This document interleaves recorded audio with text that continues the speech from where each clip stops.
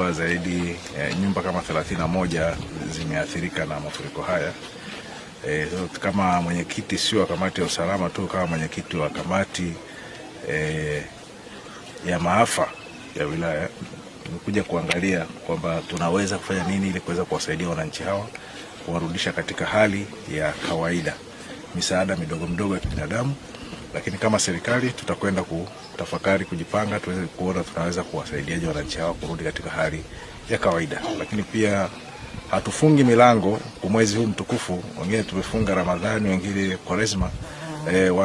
Wananchi wa Lushoto na Tanzania nzima, popote wale watakaoguswa labda na tukio hili, basi watoe misaada ya kibinadamu. Shukuru sana, nashukuru mkurugenzi amekuja, kamati ya maafa ya wilaya imekuja kiongozwa na mkuu wa wilaya na afisa tarafa ndiye alikuja mapema.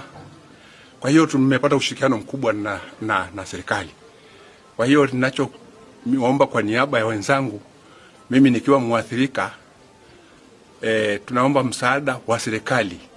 Vyombo vimepotea, vyakula vimeharibika, kwa sababu kuna nyumba kabisa ambayo imetolewa bati lote, vyakula vyote vikaharibika. Kwa hiyo tunaomba msaada wa serikali haraka sana iwezekanavyo. Tumepokea taarifa ya maafa haya, lakini pia sisi kama halmashauri tuko chini ya Mheshimiwa mkuu wa wilaya ambaye ndiye mwenyekiti wa kamati ya usalama, lakini mwenyekiti wa kamati ya maafa. Mheshimiwa ameshafika, na kwamba baada ya kupita na kuweza kuona changamoto ambao ndugu zetu wameipata, Mheshimiwa kupitia kikao chake tutakaa pamoja ili kuweza kufanya tathmini na yale maelekezo ambayo yatakuwa yametolewa katika kikao hicho, basi ndipo ambapo tutaweza kufika kwa namna ya kuweza kuwasaidia wananchi.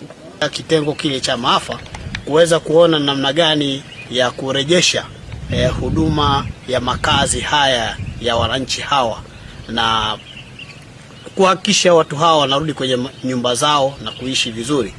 Lakini vile vile tunaendelea kutoa elimu kwa zile nyumba ambazo tunaziona bado zina dalili ya kupata athari hizi, kwa sababu mvua zinaendelea kunyesha, ili waweze kusogea